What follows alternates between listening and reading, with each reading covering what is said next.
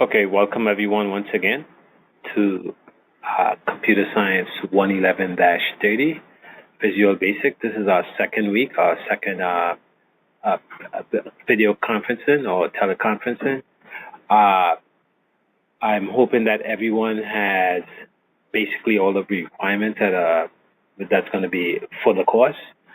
I sent everyone an email with the requirements. You're supposed to have the textbook. I'm going to focus on using the Visual Basic 2010 Express. The reason for that is if you are to use the facilities at the college, then those computers all have Visual Basic 2010 Express. You can come to the Distant Learning Center, or you can either go to the library. Okay, so on the library or any of the I think there's in the library. You'll focus on the library. Okay? It's Visual Basic 2010. If you run into any difficulties setting up your computer, please give me a call ASAP. Also send me an email ASAP via Sakai. Okay? In terms of the attendance, it's required that you basically log into Sakai a minimum of 3 times per week. What I'm going to do beginning on Wednesday is on Wednesdays, Fridays, and Sundays, I'm going to take a look to see those who basically access Sakai. Because of the fact that there was a Section 10 and a Section 30, I have to populate the Section 30 on Sakai with the syllabus. I would not worry at this point in time, but by the end of this week, if you don't have the Visual Basic installed, if you don't have a Windows-based computer, you may be starting to fall too far behind, and you don't want to be playing the catch-up role, because it's going to put too much pressure on you. All right. So today, a couple of things. I want us to start looking at the syllabus, okay? And in the syllabus, we are to familiarize ourselves with the integrated drive development environment. This is the IDE. That's the Visual Basic program that you're going to run. And we're going to take a look at programming and problem solving. We also take a look at Visual Basic controls and events. And that should take care of it today. All right. So if you were to look at our Sakai, take a look at Sakai. You have a copy of the syllabus. I'm going to email a copy of the syllabus to everyone. I should say it's going to be available. So by tomorrow night, just log into Sakai, and I'll send everyone an email. Right? It's going to be populated. The website on Sakai is going to be populated with the resources, anything that you may need. Okay? To make sure that you are able to do the programs or the projects that are required for that course. Let's just take a look here, right?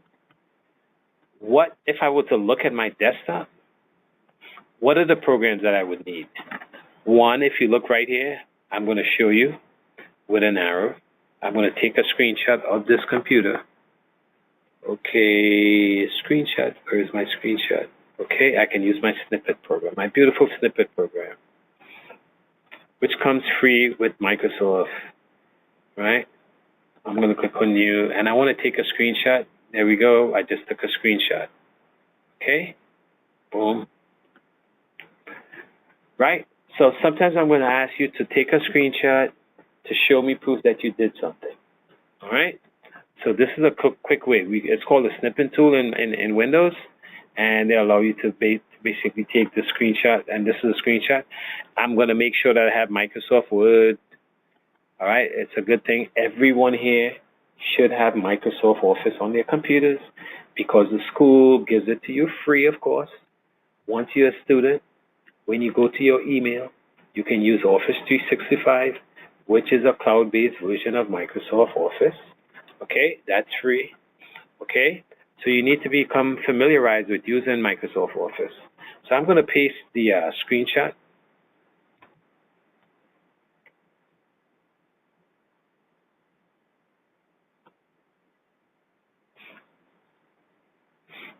And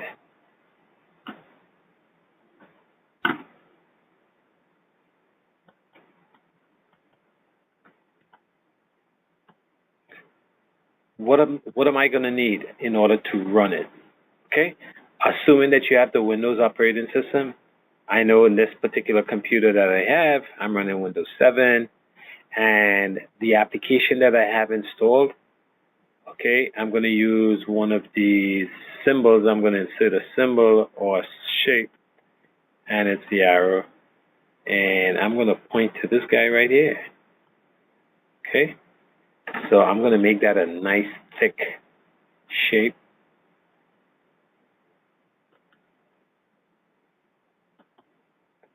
Yeah, there we go. Nice thick one. So you see that blue arrow that's pointing to the VB symbol icon on the taskbar? That's the Visual Basic that you're going to use. So I need to know that you have this installed. Do we need anything else? Yes, as I said, Microsoft Office can come in helpful in terms of explaining stuff. I can use Microsoft Office and Microsoft Excel to basically do some computations and some texting. Not texting, but composing, steps on writing the program, okay? Because I can copy and paste from Microsoft Word into the program itself, okay? So I'm also going to have a copy of the text, all right? Part of what we're going to have to do is to utilize that text. That text is important because it tells us and shows us how we can basically do our programs. So let me just get a copy of the text. Okay, and I think I had a copy right here on the, just had a copy. It's on the,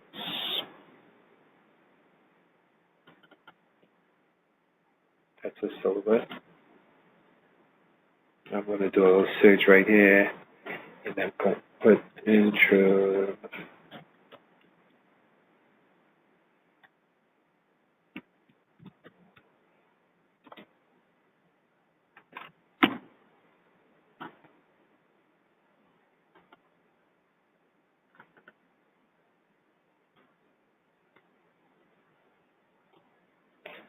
Just give me a minute while I get it.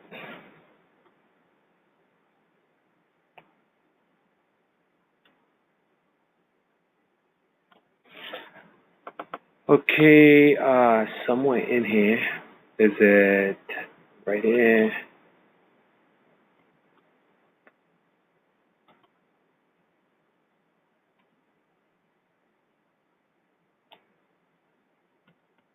Okay, so I'm going to get this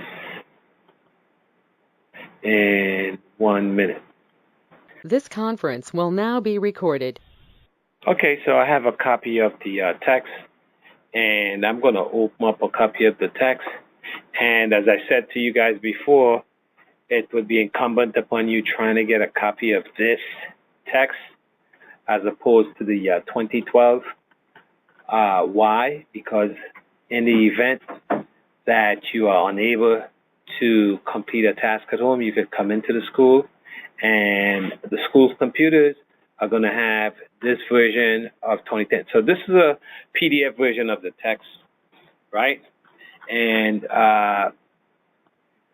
one of the sites that I had mentioned in the last lecture is that you go to the site right here. That's one. Okay, we're going to use some resources. So I can open this site. All right, and it goes right here. Okay, and if you look, there it is.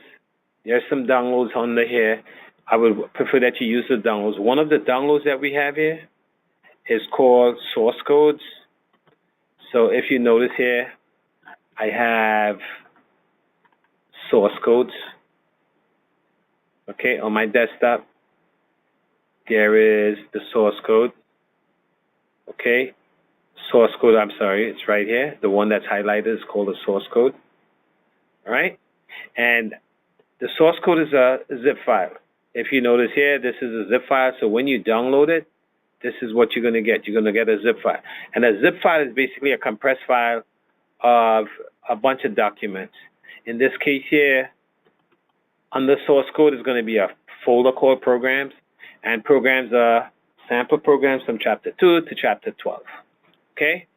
So those are resources that are going to be available on Sakai. For those of you who don't want to go to the website, you just want to stick with Sakai, you should be able to do so beginning on Wednesday. All right? Make sure that you, again, log into Sakai just so you can get credit for the previous sessions. Okay? So I want to have those that folder available to me, right? Okay. Couple other. If I look at the text again, I'm looking back at the text. Click on Video Notes and Solutions Manual. Video Notes. If you go to the Video Notes, right? Well, it's not going to be here, right? But you should go to the website of Pearson Higher Ed. If you go to Pearson Higher Ed and you go to here, you should be able to download, right? You can go to source code is one, right? We're not going to do that right now. If you log in here as part of the course, you can get access to some video notes, all right? If you look in the text, you should be able to see it. Utilize as much as you can, okay? Let's scroll right along. So the book starts off with giving you an introduction to Microsoft Windows, because part of the requirements when you do this course, any programming course, is that you have to have working knowledge of Microsoft Windows. Microsoft Windows, the latest version that's currently being used is Windows 10. Okay, a lot of people have continued using Windows 7 because of its great stability. All right, but most of the keystrokes and understanding Windows are pretty much the same. Windows is an operating system. The operating system is basically going to be what's going to be communicating between the hardware and the user. So you have to know how to use the operating system. If you were to look at the Windows operating system in a nutshell, right? Let me just minimize, right? I'm going to minimize everything.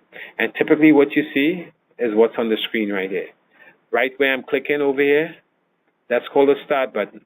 This bar that goes all the way, if you look at my mouse, track my mouse as I go, this bar all the way at the bottom is called the taskbar. This gives us access to our programs via the start button or via the quick launch icons. And it also tells us the date and time. And if you look on the desktop here, this is called a desktop. It has a picture in the background. And it's made up of a bunch of icons. Icons are different. Icons are just simply small pictures with titles on the bottom. And it tells us the name of a program. In this case here, there's a VB demo exercise. This demo exercise is a folder. If it has a folder, it's going to show you the picture of a folder. Okay? So there's a source code folder, right? This is called source code folder. Under the source code folder, as I mentioned earlier, it's going to have a programs folder. Let's just double click to make sure that's true. Okay, bingo. Right, I can close Windows.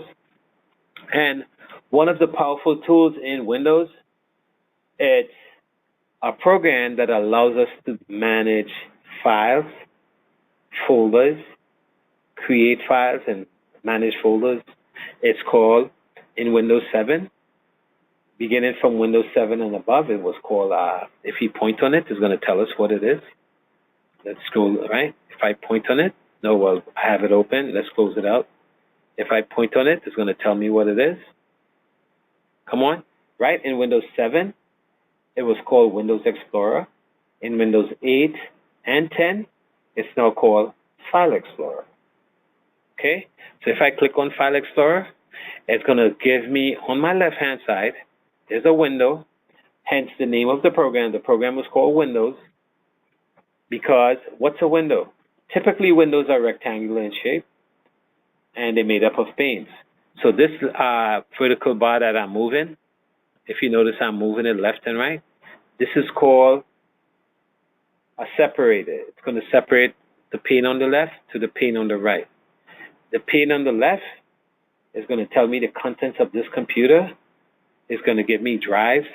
Okay, take a look, drive and folders. It's not going to give me files on the left-hand side. It's going to tell me what are the contents of, on the right-hand side, the right side pane, it's going to tell me the contents. So the one on the left is going to show me the contents of the drive. The one on the right is going to give me the contents of each of the devices. So Windows has a way of, I should say that when Microsoft created Windows, what they used were letters to represent drives. So my C drive is a hard disk as a secondary storage device that allows me to store information. The E drive, similarly. The F drive are here, right? Then we have network drives. Okay, in this case here, I don't want to get involved with the network drives, right? So all these are folders that we have under the C drive. Video, pictures, music, documents. So they're named accordingly so that if you want to store files, there are many types of files, right? We're going to store, if it's a document, and we should all know that Microsoft Word creates the document files. Then if it's a document, I'll put it in the document folder. We know all about music files, right? If you rip a DVD or a CD, if you rip a CD, basically you're going to get audio files. So we're going to put our music files. How do you know the name of files? You can look at the extension. DOCX in Microsoft Word is going to be a document. MP3 file, WAV files, they're all music files. I'll put it under music. Picture files, JPEG, PNGs, RAW, all these that I get from my cameras and however you created, I'm going to put those on the pictures. Similarly, video files, I'm going to put on the videos. All right? So what we are going to do, we're going to create, when we create our Visual Basic files, we're going to create a folder specifically, right? We're going to have a folder specifically for storing. We're not going to call, since it's applications we're going to make, we're going to refer to these applications as a project. So our project files are going to be stored on a specific folder under Visual Basic 2010. Okay? So, again, I'm going to use File Explorer to base Windows Explorer to basically manage my folders. For example, if you were to look at Documents, under My Documents, these are also it's not only Word files, but your personal documents.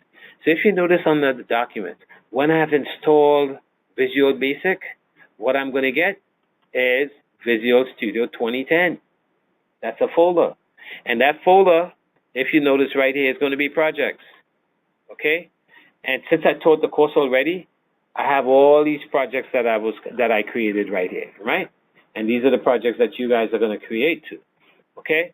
So everyone needs to know where those files are going to be created. We're going to make sure that we go through that exercise to see it. All right? Okay, good. So any questions, please do not hesitate to ask.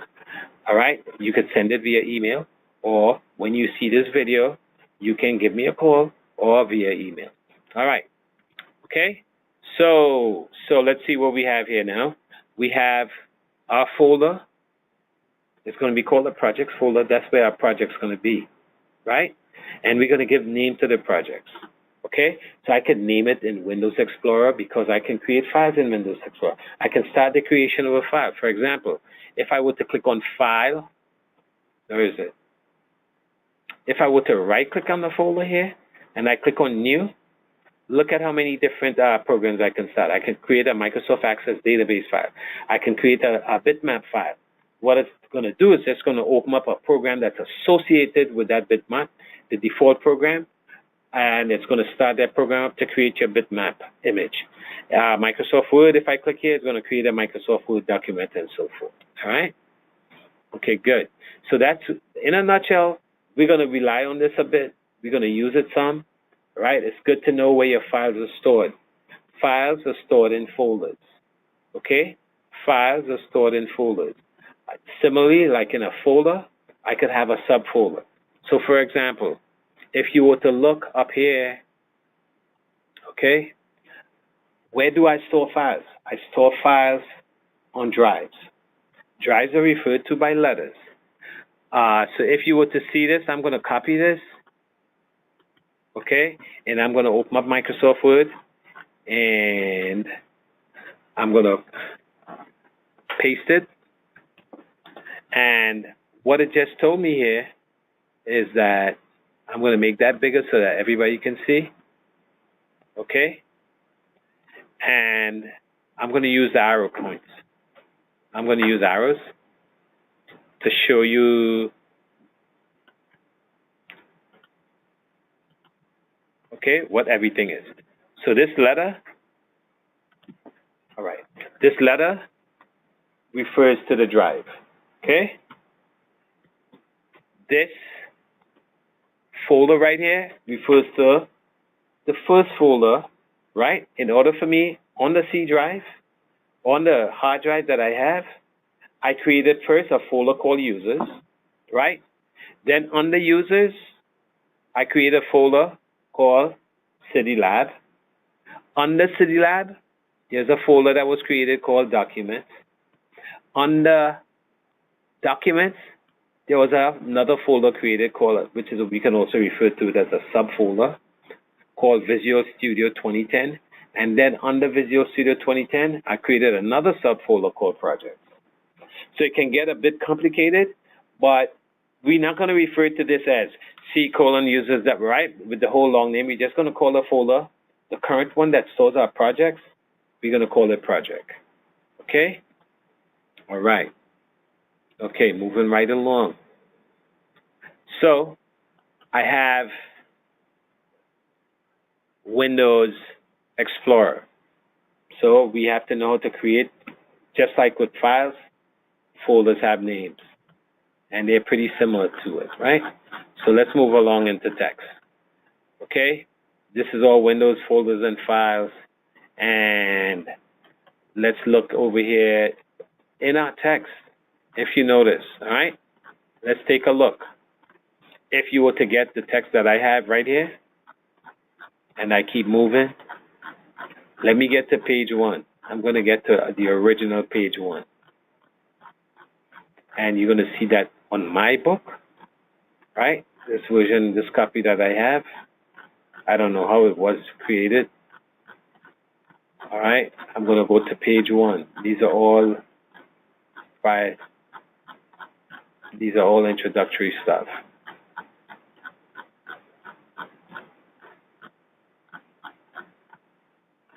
So this is page 2. If you notice, page 2 is my page 27. So there's an offset of 25. Okay? So my page 3 is going to be 3 plus 25 is 28. So if I put my page 30, right, it's going to be page what? Minus 25. So it's page 5. So let's just try. I'm going to put in page 30 here to do a quick search. And what page did I come up to? Page 5. Okay? So, right? Hey, let's just take a look. I think I went over this. Windows and its little windows, right? This is something good to know. I'm hoping that you all know it. Again, a window was named after a window. If you look at the basic setup of a window, it's rectangular in nature. But when you talk about windows on a computer, it's basically like the window is going to have a title bar. The title bar is going to give you the name of it, right? I'm looking up here. Please look at where my mouse is going if you're using the screen, right? The minimize button, the maximize/restore button, the close button, right? And there's some other stuff on there. And what's a mouse action? Here's some of the mouse actions that we need to do, right? Hover or hover. You linger the mouse at a particular place and wait for a message. Drag. What's that message called? It's called a tooltip.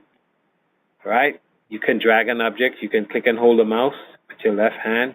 If you are right-handed, that is, I'm assuming. And then we can drag the mouse, move it. You can right-click. Typically, when you right-click, if I right-click, I'm always going to get a menu, okay? If I click and release, it's called a single click. I can select, I'm going to usually select items. And if I double-click quickly with the left mouse button, right, so forth, I'll open up a window or run a program, okay? So the disk is what you're going to store. On the disk, you're going to create files, and you're going to store files in some type of folder. Okay, so what I showed you initially was called the path. So we could take this, and the path is usually going to tell me everything about the subfolders and the drive that I am. So in the example that I gave you right here, this is called a path, the path. This is where the file is stored. Okay? All right, let's move right along. We are using Windows 7. Performing a task. The first step in writing instructions to carry out a task is determine what the output should be. All right? Take a look. We have an input. Typically, in a nutshell, this is what it looks like. We have an input. We're going to process it, and then we're going to have an output.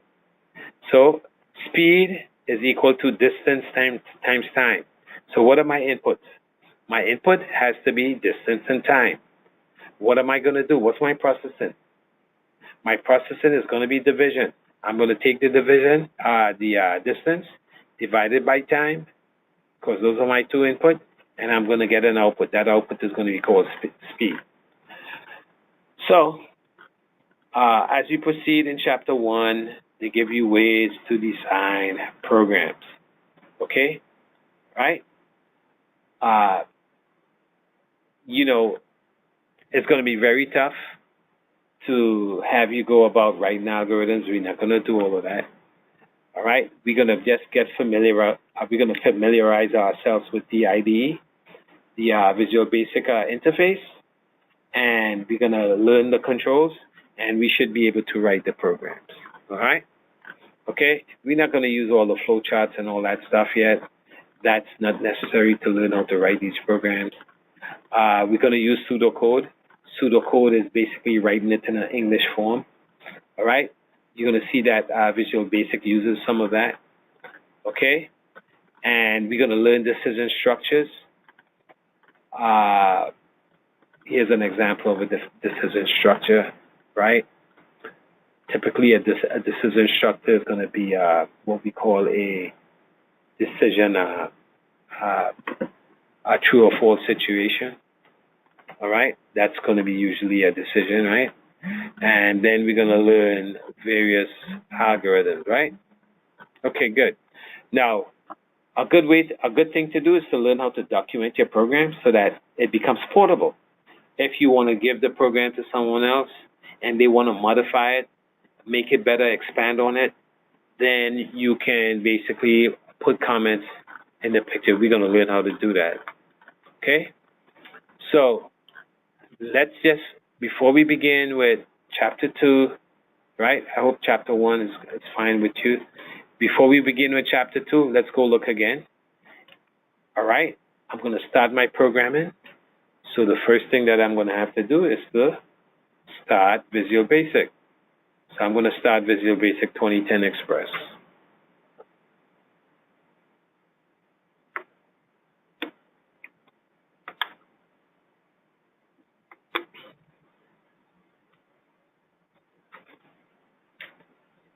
And as I start Visual Basic 2010 Express, we have a new window to be familiar with. It's called the Visual Basic 2010 Express. Okay? All right? And you just wait a while until it becomes populated. And if we go to page, let's move right along here. If you look at the open screen, let's look at page 22 in the text, which is on my book. It's page 47. 22 and 25 is, right?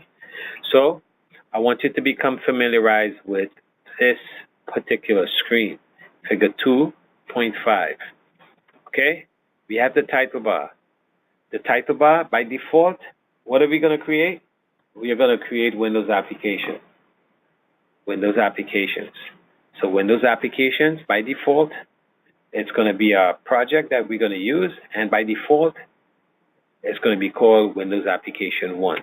So if I were to open up, since it's a multi-application or multi-file program, I can have more than one window open. So the second application window I open is going to be, when the default name is going to be Windows Application 1.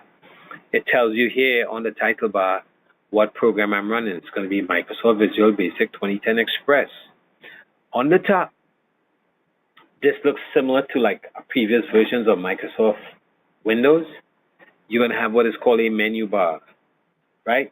Microsoft no longer uses a menu bar. It uses what is called a ribbon, ribbonized tabs.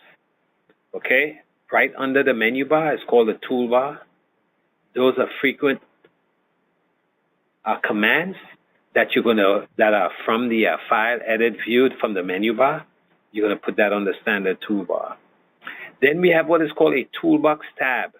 So if I click on this toolbox tab, and I'll show you that, it's going to open up with some controls. We have what is called Form 1 design, the design sheet. Then we have a Solution Explorer. This is to give us a description of the project that I'm doing with the names and the form that I'm using, and you can give the project. And then we have the properties of each control. On the design form, we're going to put controls, which we get from the toolbar. So try to become as familiar as you can with this screen, please, so that when I'm going through the screen, you would know exactly what I'm doing, right? So on in the text, page 22 to 25, I want us to take a little look, right, and become familiarized with that screen, right? Okay? If you're familiar with it, you are not going to have any difficulty with it, okay? All right, so I'm going to assume that you will become familiar with it, okay? And I'm going to do for today, right? I'm going to finish up with, I'm looking here all the way to chapter 2, right? So I'm going to go from page 22,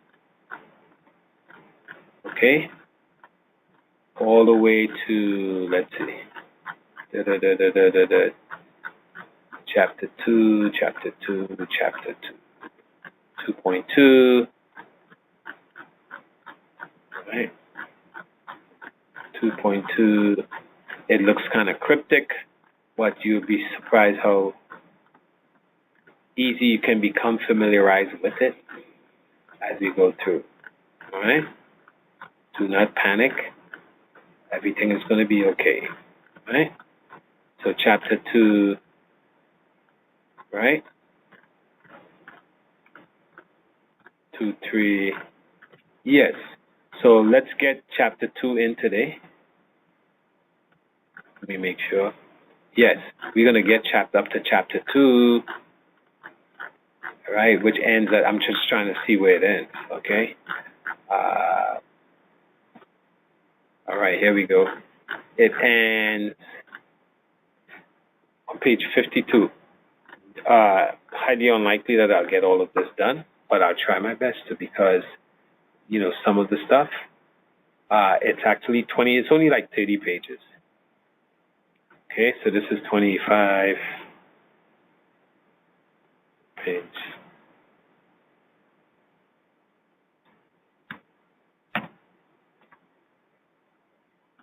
Chapter 2. So we did page 22. So let's just go look and see how this begins. Okay. So it begins with a couple of controls. Just to keep you in mind, right? I'm going back and forth too, right? But once you learn this part that I said, the solution windows, the toolbox, we're going to begin using. So in this course, we're going to be using basically, right, 3 controls. But you're going to notice that they're going to tell you first, before we even start naming projects, just click on New Project. Okay?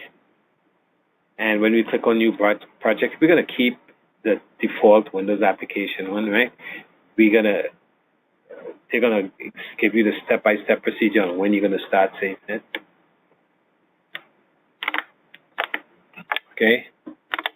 And it takes a little while to come up. It's going to come up. So you notice that the opening screen, which says Start Page, is going to change.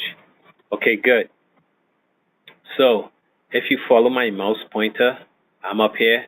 There's this little button right here. It looks like a push pin. It's a push pin actually, and it says to auto hide. I want to make, if I put it in the horizontal position, notice that it's in the horizontal position. It's gone. It's going to hide. So if I want to put it back into, you notice right here, this is horizontal. It's hiding now. So if I hover over it, it's going to come out. But I want it to be always showing. So I'm going to put it in the horizontal position, right? What's this? No, the toolbox. That's the one that I'm going to put here, right? Okay, good. So we have the toolbox. The toolbox has controls, which we're going to use on the form. Notice the form. The name of the form, by default, is going to be Form 1. Okay? If you look in the solution window, Form 1 is a Visual Basic, right? It's a Visual Basic file. So it's going to say form1.vb. Okay? What am I looking at? I'm looking at the properties of the form. So if you look, let me just get this out of the way here. If you look at the properties of the form and we scroll up and down, there's a whole bunch of properties that we have on the form. Okay? Okay? The first one is application settings, then we have a name. What's the name of the form? If you notice on the title bar right here where I'm pointing with the mouse, that's called Form 1. Okay? Let's go call another name, right? Form 1. Scroll down a bit. You see the text? What text do we have on Form 1? Form 1. So the text is what's going to be right here. Okay, good. So, during this course, you're basically going to be using a button. I'm just going to pop a button on there. You're going to use labels. I'm going to put a label on there. We're going to use a list box. I'm going to put a list box on the form. We're going to use a text box. I'm going to put a text box on there. And maybe in one or two other applications, you're going to use what is called a, let's see, print. Where's the print? We're going to use some of the printing tools or controls that we have here. We're going to use a print dialog box and a print preview control, okay? But typically, we're not going to do all the other stuff because it's going to take a while, right? So these are the 4 primary controls we are going to use, okay? We're going to use a button, a label, a list box, and a text box, okay? So for example, if I select the button, take a look over there at properties over here. This is the properties box. When I click on button, notice that there are handles around it. And these handles basically tells me that the property box is now going to control the window. So if you have a computer, you can try it. Okay? Let's move right along. So the first thing that we're going to do, which comes from the book, is going to do a text box walkthrough. In other words, a text box, right? A text box could be for input or output. For example, I'm going to write a program to say hello world. So what the user is going to have to do is going to have to type in when it starts up, it's going to type in the word hello world, and then it's going to print it out in a text box. So I'm going to type in a text box and print out to a text box. So I can use a text box basically as an input control or an output control. So let's just go look and see what we can do. So the first thing, how do we get a control such as a text box? I'm going to delete these. Okay. How do we get it? So what the book tells us is that we could either double click on the text box. There we go. Okay, I'm going to delete it.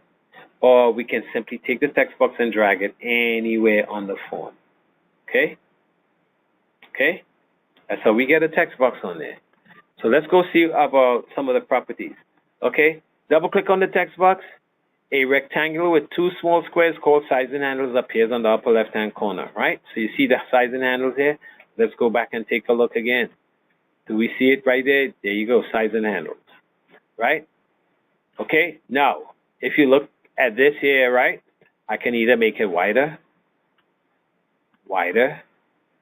or if I click in this little flyer box right here, and I click on multi-line, then I introduce two more handles, and I can make it wider, and I can have multiple lines. That's something that we might review or take a look at later on. So they want you to double click and click. I did all those things for you right here. If I wanted to delete the text box, I simply press the delete key. Boom, it's gone, right? Okay. So let's just do one of these features on the, click on the text box in the toolbox, then move the mouse pointer to any place on the form. When over the form, the mouse pointer becomes a pair, of course, right? Release that. Press X4 to activate the properties. All right. This is the properties window. All right. Well, you don't have to press F4, right? In this case here, if I have a text box on there, and I select the text box, right now the text box is selected. Notice that it says text box over here, right? So what do they want you to do in the next step? Press text box, right? Right. The text box properties are gonna come up, and note the third key, anything that they said to we're gonna change. What do they want you to do here? Okay, move the text box up and down, right? Type your name in the text box for the text. Okay, in other words, take a look.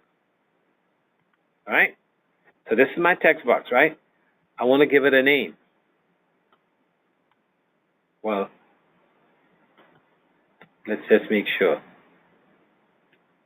They said on the form, this is the form.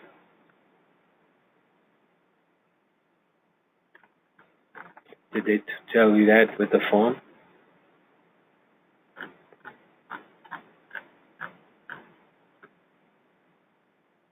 Okay, so this is the form. Okay, so let's just do this. I wanted to, if you want to make this, set the text property to David. Okay, oops. On the form, take a look. I'm going to go to name property. I mean the text property, right? So I'm going to type your name, right?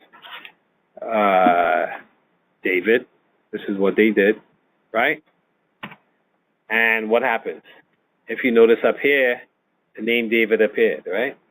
So similarly, if I select my text box and I use that same property, the text property, and I type David, David appears in the text box. Okay? All right, good. But typically, that's not what we're going to do. We're not going to be typing David in the text box. We're going to either type our name during the input and so on and so forth, or during the output. Okay? All right? It said click at the beginning of the text box and add the title, Mr. All right, all that good stuff, right? Right? What you can do with this particular program as we do it, right? What we can do, we can change the color. and we can change the size. So that's what they're showing you here, the properties, on the properties, right? I'm going to change the font. Let's go change the font. If I click right here, there's a plus sign next to the word font. Click on the plus sign. And there we go. I can change the font size to, let's say, 12. Okay, there we go. Notice that it automatically resizes for itself. And I can change the font to, let's go with, we're going to go with Arial Black. There's Arial Black for you. Okay, and we can modify this, right? We can modify it, right? We can make it multiple lines, so on and so forth. All right? So now if I were to run the program, right, it does nothing. This program does nothing. If I click on run, right, what's going to show up is David. And could I delete David? Yes, I could delete David. And what's going to happen? Right? Nothing is going to, if I type back in David, or I type back in another name, right? No problem. That's all it does. It's not going to run. The program is not going to run. It ran, but this is what it looks like, right? This is just the output. I could just change the name and put a new name, but that's all I can do. I can't do anything. Now, if I want to stop the program, it's just like using one of those recorders or music player. The square button is a stop, so you press the stop button, right? And what's going to be there? David is still going to be there, even though I had changed it to Randy. Okay? And typically, right, this is what it would look like, right, with the text box, right? Text box. Okay? Okay, so that's in a nutshell. It's not much. As we use the controls, you're going to get to understand them a little more. Again, what's the purpose of the text box? The purpose of the text box is for input and output. However, if you look at number on page, what page is that? Page 28, also page 53 of the text. I mean, page 53 on the PDF that I have. We have to look at a button. So they said to start a new project. So I'm going to go here, right, into the IDE. This is the IDE. I'm going to click on File, and I'm going to say New. Click on New Project, and I'm going to discard everything. I want to discard everything. I'm not going to keep it. However, if you look on the button walkthrough, they said on the button walkthrough, what did they say to do? Click on the new program, give a name such as button program to the program, and click on OK. So, all right, take a look. Where it says name, I'm going to type button, and I want you to follow the same convention that is in the book because it's important. Okay, what name did I give it? Uppercase B, uppercase P. So I can just copy and paste it, right? Hey, copy and paste. And I'm pasting it right here, and I'm going to click on OK. You don't have to do anything else. So what happens? If you look at the title bar on the top, it's going to say button program. Okay? This is a walkthrough for a button program. All right? Let's go see. That's step number 1. Double-click on the button icon to place a button on the form. Okay? Or we can just drag a button, right? Either one does the job. I like dragging it, so I'm just going to drag a button over here, right? Notice that there are 3 and 3 6 and 2 8 handles on there, okay? As opposed to the 2 with the text box. Buttons are going to be used to execute events, okay? If I want to run the program, I'm going to double-click on a button. All of the applications that we create are going to be dependent on the button. It's going to be completed by clicking on the button, right? It's going to be executed by clicking on the button. Okay, good. All right. Move the buttons to the center of the form, activate the property Windows button. Just simply click on it. And on the text position, right? Oops. Okay, so the button is right here. So the text where it says button 1, I'm going to type, please push me. Okay? And then I press the enter key. And if you notice, you're going to just see please push, right? Don't worry about it. We're going to find out what to do with it. Okay? It says, right? Move the mouse button to the center, activate the properties windows. You see that? Just please push. Click on the button to select it and then widen it to accommodate the phrase, please push me on one line. So that's what I want to do. I want to widen it. I'm just going to go wide like this. And it's on one line. Okay? All right, good. Run the program and click on the button. The button appears to move in and then out. In section 2, you'll write code that is executed when a button is clicked on. End the program and click select, right? Now, but what did we do? What did we do? I want to go a step further because what happens if you look at new project and as we move along the toolbar, the save form is up, right? So I can just simply click on the save button, right? And what it did, it saved the form. Or I can click on file and I can click on save all, right? With the save all button, it's going to keep it tells me the name of the file. What's the name of the file? What's the path? It's C users City Lab documents CSC 1130, right? Fall 2017 project 8. That's not what I want to call it, right? Okay, no. I want to put it on the, let's see, let me change that. Browse. I'm going to put it under the folder that bears our name. This folder here, I think I put it on the desktop, and I'm going to put it here. Okay, that's where I'm going to put it. Okay, and then I'm going to say save. Okay, so what I just did there was redirect it to the folder that has our name, that has the name of the class on there. So if I were to click on the Windows Explorer and I go to this folder right here, where is it? Where is the folder? Okay, it's on the desktop.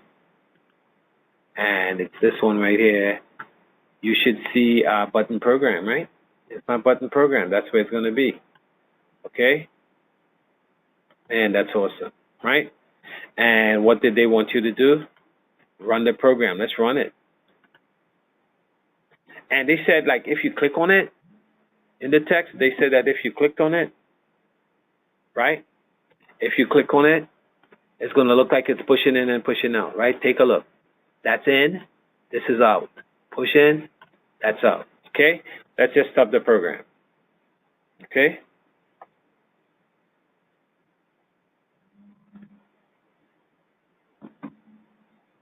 Okay, good. Let's move right along. Right?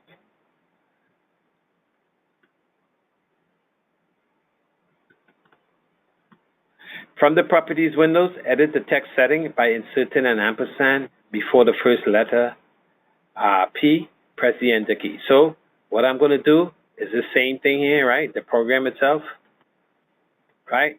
I'm going to go here, and they said to put an ampersand before it, right? What's that? Ampersand is Shift 7. Is that right? So it's going to be Shift 7. This is the ampersand. And the word please.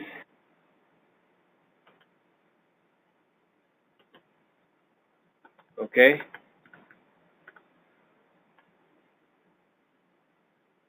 This is called an access key.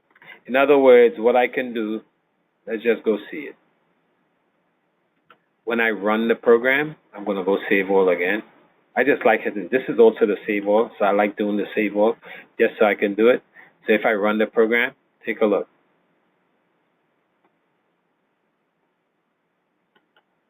Did he put the ampersand over there? You notice that if I do Alt P, you notice Alt and P, That's a way that you can access the program also, right? So that's just a little tip that you have in creating this particular simple program. You can do that. I'm going to stop the program. Okay? Okay. So we have so far two controls. Text boxes for input output. The button is very important because we're going to run our programs on the button. All right? And we have what is a label, what is called a label. So what is a label? A label is just a control to tell me instructions on what to do. For example, if I wanted you to enter a number in a text box, I would use a label to the left of the text box, giving you, the user, instructions on what should be done. Okay? So let's go do the walkthrough with a label. Okay? Once again, I'm going to go into Visual Basic. And what did they say to you? Click on New Project again. File. New Project. And did they say to give it a name? Let's see if the text says to give it a name. Click on the right. Begin a new program. It said feel free to keep the default name such as Windows application. So we're going to do that. All right? We're going to keep the default name Windows application. Right? Keep that. And they want you to put a label on there. And the label is slightly different. If you notice the label, there's only one handlebar, right? And on the label, they want you to activate the properties, highlight, and say enter your phone number. Okay? And change, okay, go to enter your phone number. So we're going to go on the text right here, and it's going to say enter your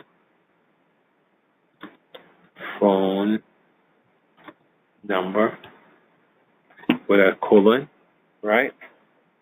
And the your should be a lowercase letter. And I'm going to press enter. Okay? And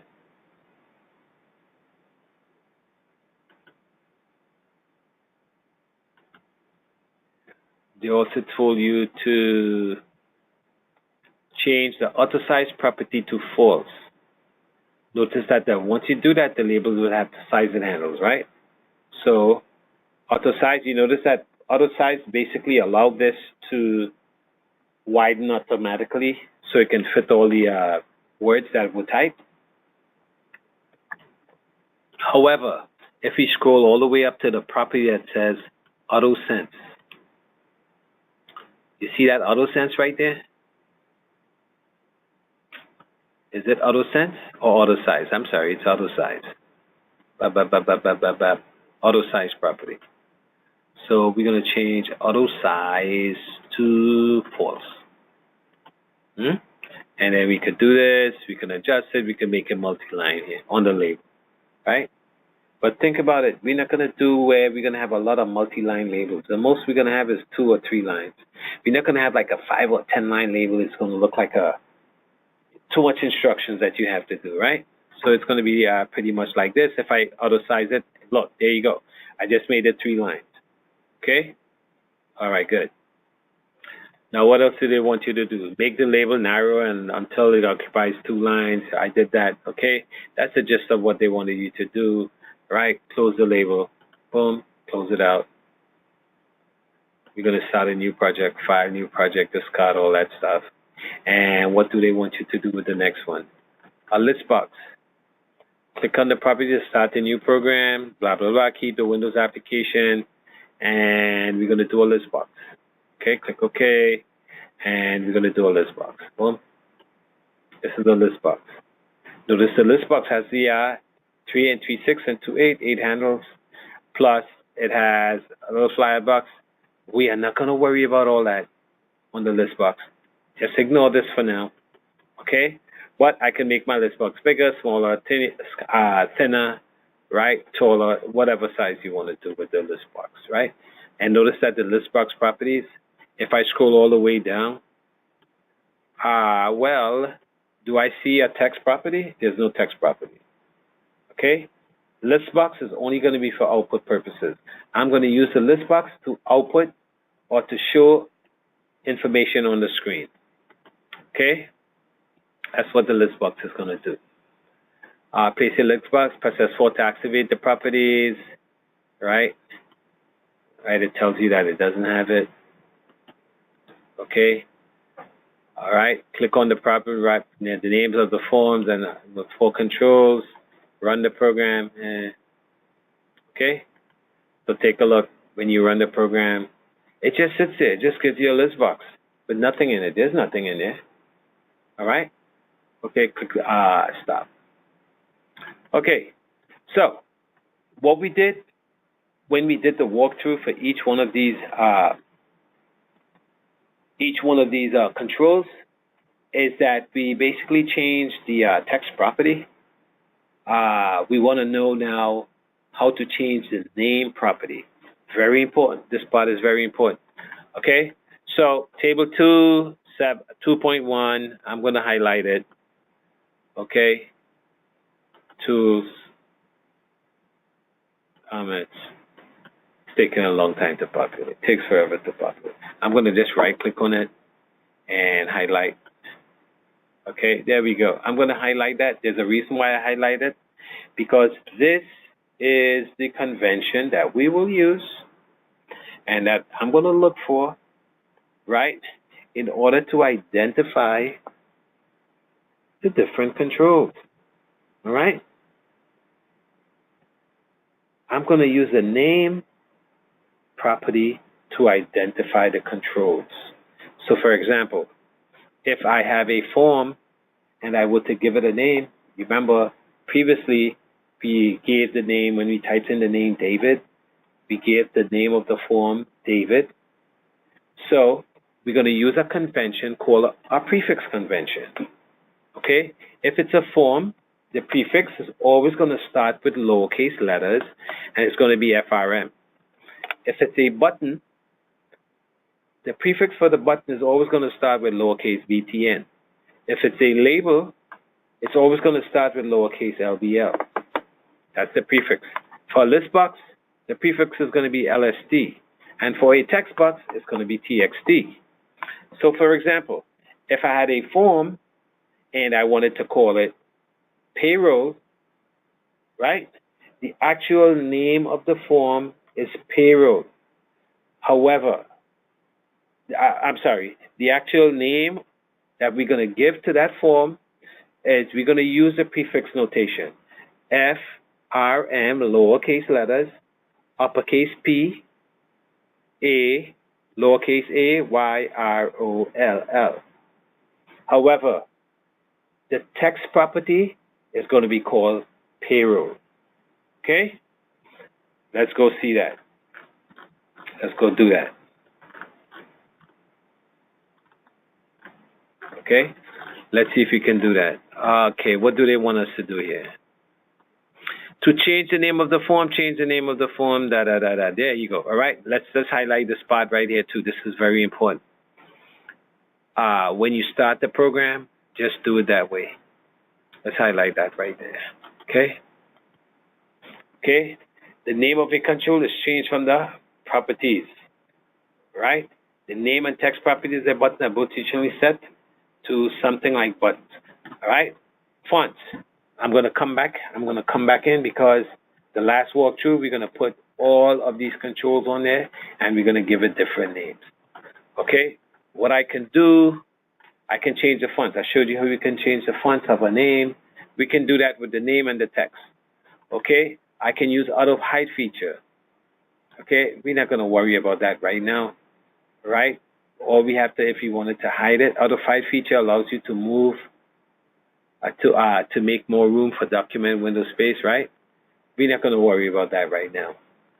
We can also take a positioning and alignment of controls. Okay? So if I want my buttons to be aligned to the right, I could do so. I could put it to the center of the form. I could do it to the left of the form, the bottom, and the top of the form. Okay? There we go. Those are alignments. The tab order, I could also do that. By setting the tab order, I'm going to give more focus to it. We're not going to do all that right now. Okay? So let's just look at a couple of examples, right? Okay? In this case here, I'm going to look at example 25. Okay? In example 25, right? They said in exercise 25 to 30, create the interface shown in the figure. This exercise gives you practice, creating controls, and assigning properties. The interface do not necessarily correspond to actual programs. It's just to get you acquainted with what we just did. Okay? So if you were to look at 25 on the form, okay, I'm going to take a screenshot on this. Okay, I'm going to go new, and I'm going to just take a screenshot of this, right? And I'll paste this in Microsoft Word. Let's go to the end of Microsoft Word. Control V, right? And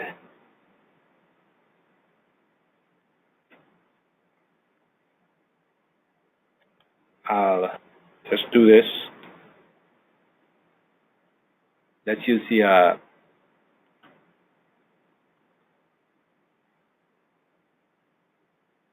shapes.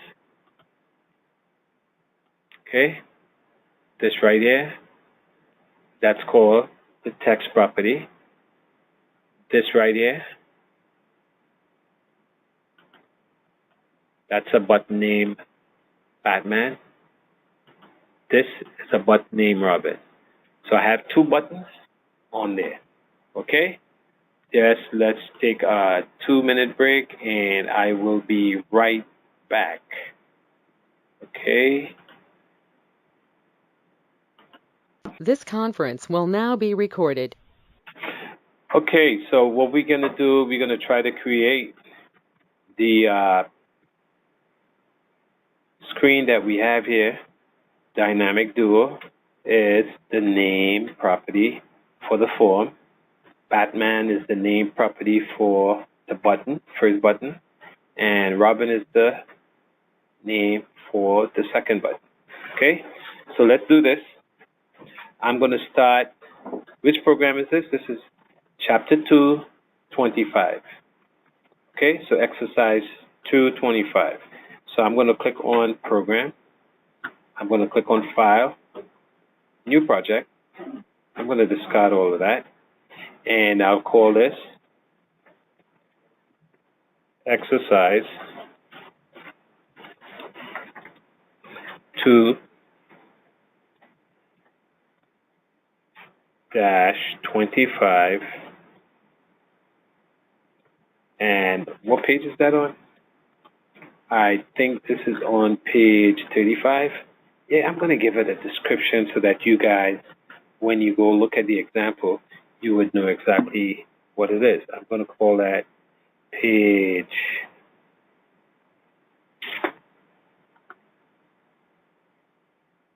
35. On page 35.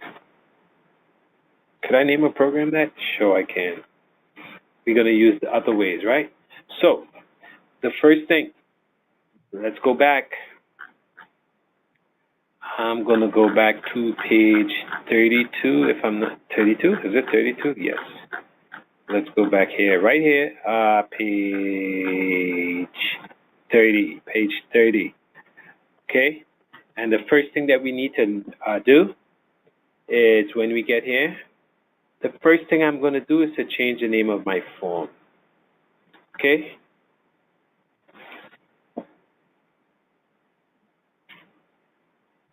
Okay?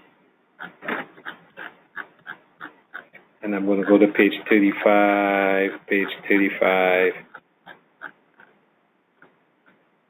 Well,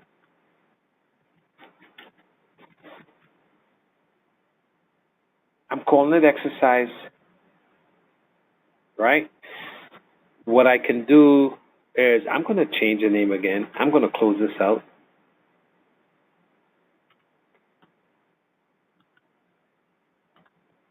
And when I start the new name, I'm going to say new project. And I'll call it Dynamic Fuel. Right? And in parentheses, I'll say exercise 2-25. Let's see if this works. Page 35. Oops. Is that going to work? Let's see if it works. Wow, that actually works. Okay, so it's going to work. So the form, in the form you can't have spaces with the names. So what I'm going to call it, I'm going to call the form Dynamic Duo. This right here, I'm going to change it. And I'm going to call this Dynamic Duo. Right? VB. Boom. Press the enter. If you notice, when I clicked on the name over here for the form, right? The name, the file name, take a look at the form. I'm going to select the form. And if you notice, the name is Dynamic Duo. So I already took care of the name. Now, if you were to look at this button, I'm going to do a little trick. Okay? I'm going to look at the text itself. And on the text, I'm going to use a sheet of paper to basically get the size of the button. Okay? And the size of the button, it's a property also. So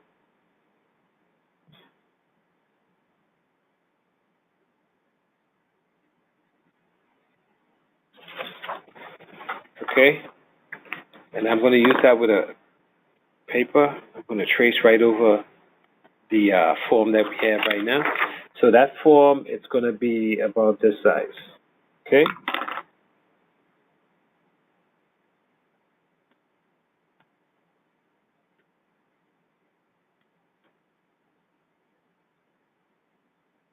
That's it.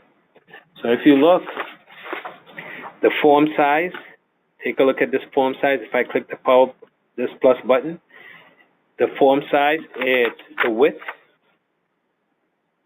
is 260 and the height is 162.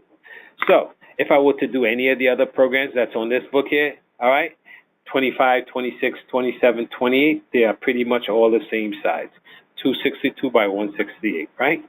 260 by 162. Let's just see how big the buttons are going to be.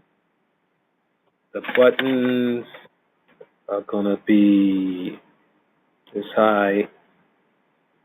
Okay. So let's see how big the buttons are going to be.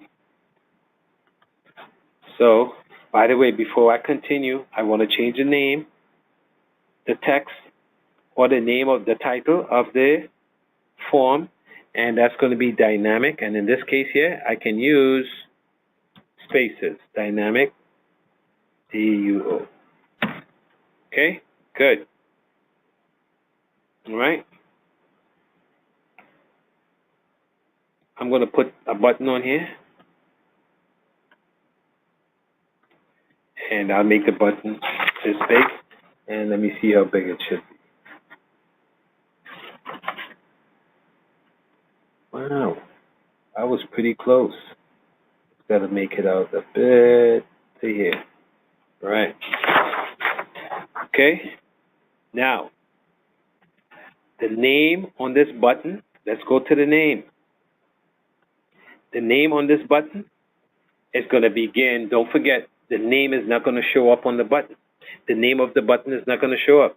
But if you were to go back to this page right here, page 30, on page 30, right? Page 30, right?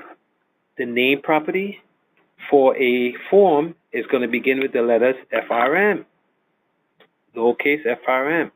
So the form name I want to give this is going to be FRM. It tells me it's a form. And what's the name? What's the name for this button? It's going to be Batman. Okay?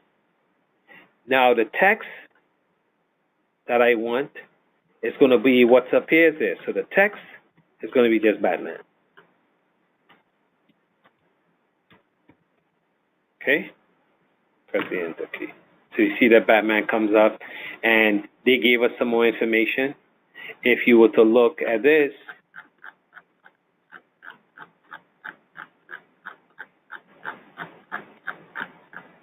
right? Batman looks like it's a heavier weighted font. It looks like it's a bold font. So most likely that would be different size also. So let's just change the size of the text. We're going to go to the text property. Okay, what's the text property? Text property, font property, I should say. Font property, I'm going to go,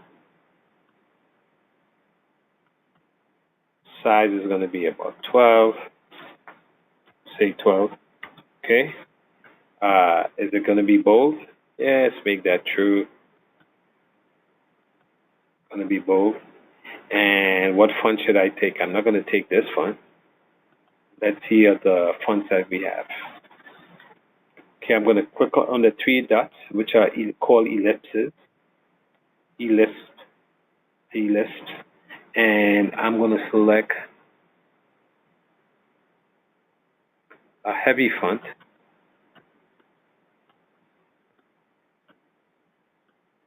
And I think there's a font called Arial Bold.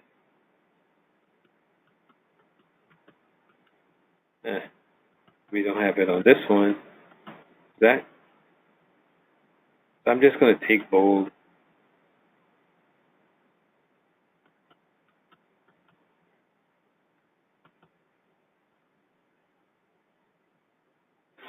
I'll take the rounded one.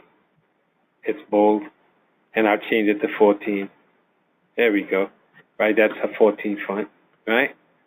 So we have Batman. And we want to do the same thing for Robin. Control C and Control V. There we go. So it's pretty much the same thing. So what I'm going to do basically is just copy and paste another button. The only thing I have to do is to change the name on the button. Notice that the default name is going to be button 1. So we're going to call this BTN, right? And it's going to be BTN Robin. And the text property is going to be Robin.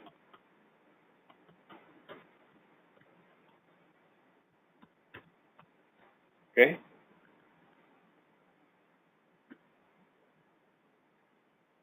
And then we're going to save all. Save all. So that's just all that's going to do. Right? If I were to run this program, it does nothing. It just displays Batman and Robin in a button. I can click on it a million times, nothing is going to happen. But it's just the interface with the forms that you're creating, right? Okay, the interface with the forms that we are creating. So what I'll do also is, did they say to add anything? Basically, that's what that is. Okay, so here's what I would like you to do. Okay, let's just see if we could do 2 of these problems that are similar. We're going to do that for homework, and you can show me a screenshot. Okay, for example, this is how you do a screenshot. Okay,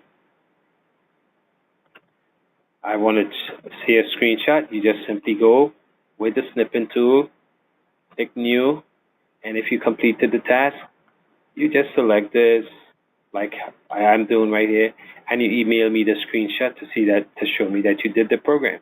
Or you can do this.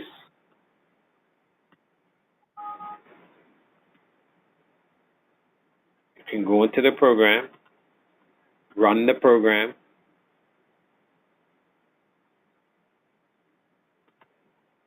okay, put this on this side, and you do a screenshot again.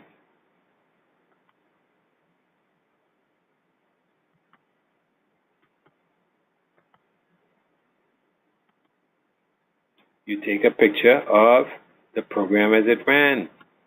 You send me an email of that, and that would be the assignment. So, what I'm expecting you to do for homework,